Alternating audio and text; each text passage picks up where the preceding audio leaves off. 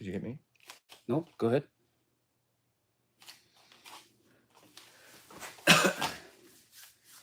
All right, there it is. Okay. Hey everyone, I'm Andy Allen for Applied Shotokan, and this is Chris Hansen from Karate Unity. And we're live in the Karate Cabin here in Hammonds Plains, Nova Scotia. So tomorrow we have a seminar happening here in Bedford, and so we've got Chris here, and we're both co-teaching the seminar. It's going to be at the Bedford Hammonds Plains Community Center, 202 Innovation Drive. And it's going to run from 10 o'clock to 2 o'clock. So if you're interested in coming checking it out, you can visit my website, novakarate.ca. Go to the events section, and if you go down a little bit, you'll see the Karate Unity Applied Shotokan Seminar. It gives you some more information there.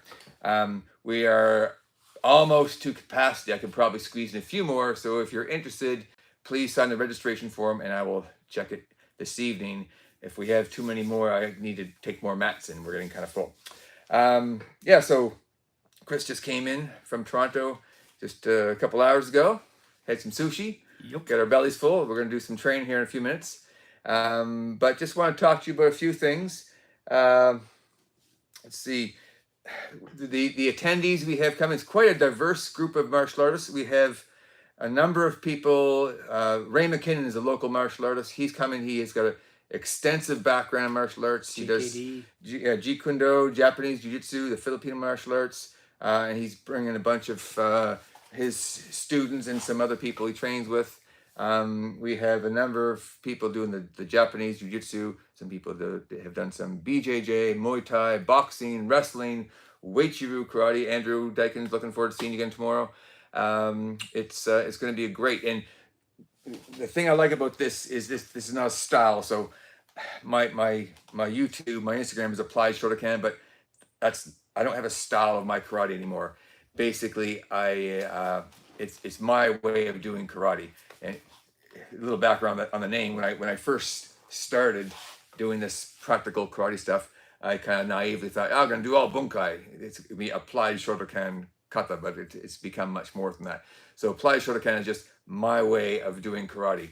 And much like Chris, we're on a similar journey, same end goal, if you will, which has no end really. We're just finding our way, learning as we go.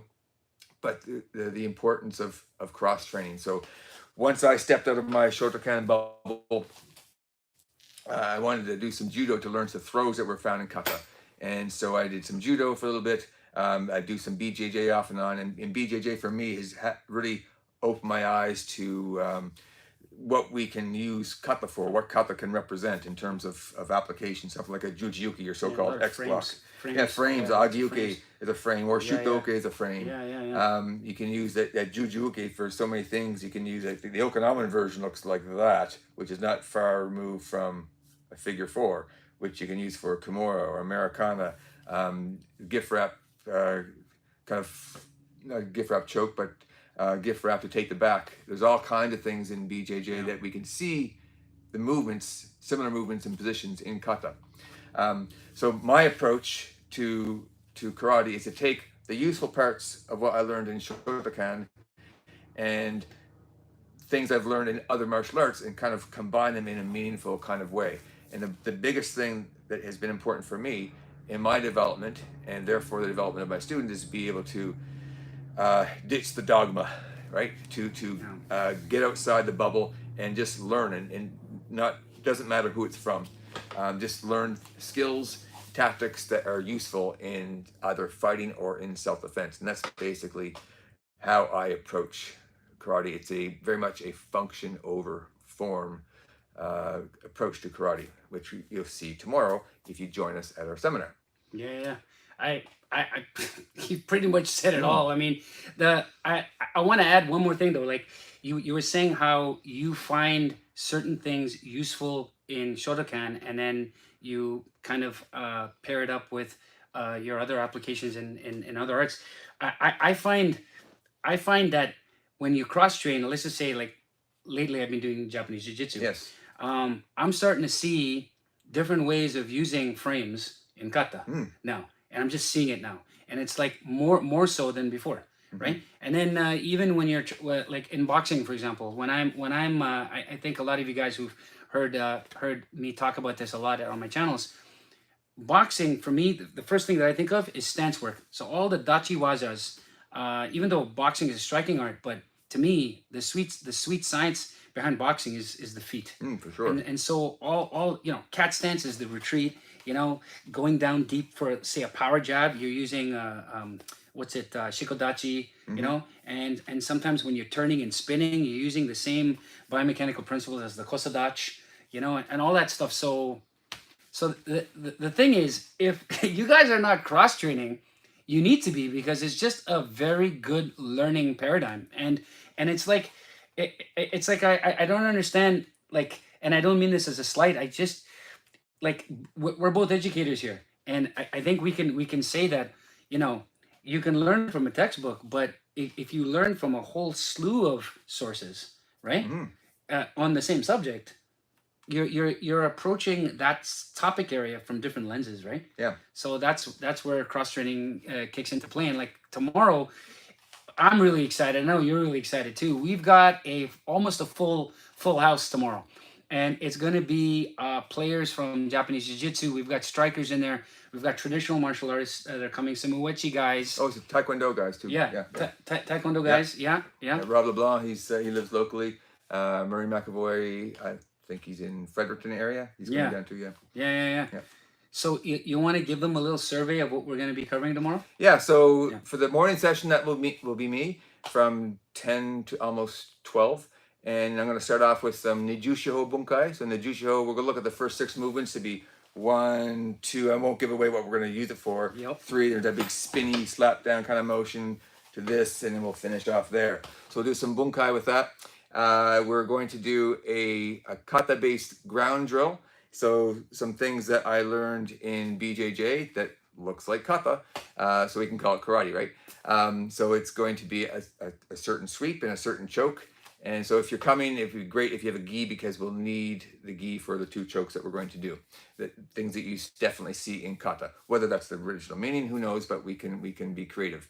We're going to do a nice pad drill. It's going to involve, I think it's a 5-strike combo. And we're going to do link the pad combo to catching a leg, do a takedown, and then we'll add the pad combo to the ground drill together to make one long holistic drill where Tori becomes Uki and Uki becomes Tori. That will be my session of the seminar.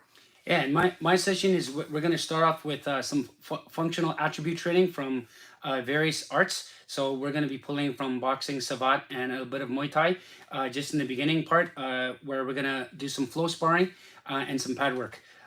Just to understand range, work our eyes, work our reading and our tactile sensitivity. And then we're going to be looking at Nahanchi Kata. We're going to be looking at the opening move of the Nahanchi Kata, and I'm going to be showcasing a scenario where someone's in your face and you're crashing the line, you're working some clinch striking, and you're exiting. And then I'm not going to give it all away, but we're going to be doing also I actually put up recently just a little teaser on Pinan Sandan. So this movement here where we're twisting, we're going to be using that for a choke release. Okay. Yeah. Double hand choke release, and then I filmed that whole sequence yesterday with one of my students yesterday, and we're going to be working on that. Nice. Yeah. So some escapes from that and getting in, striking, and leaving. Yeah. So if you're kind of on the fence whether you want to come now, maybe you're a bit nervous, maybe you've only done one martial art, that's the only thing you've done. You're curious, but you're afraid. You know what? We've all been there. Really, really important to step outside your bubble, whether it be your Shotokan bubble, your Weichiru bubble, your BJJ bubble. Do something different.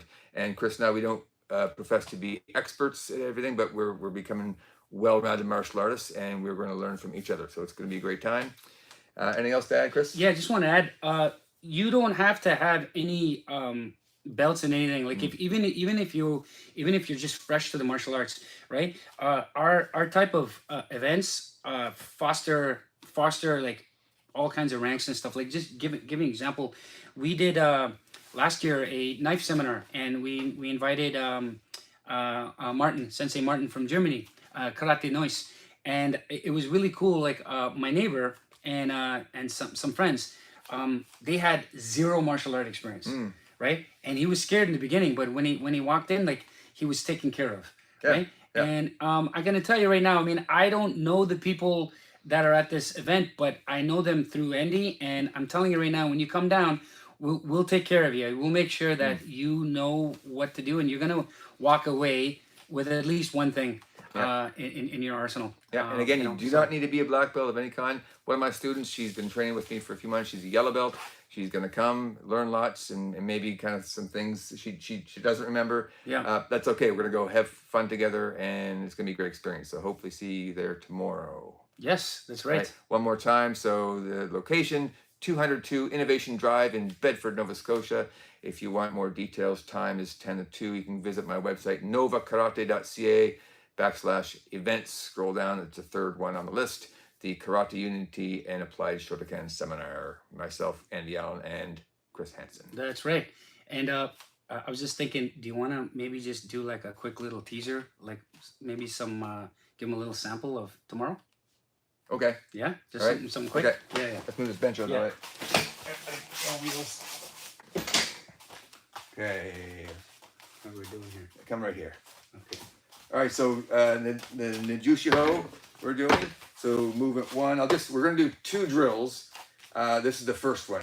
So movement 1 in Nijushiho, movement 2, and then movement 3. So we're gonna, contextually, this is gonna be an example of non-consensual violence, and we're using a preemptive strike.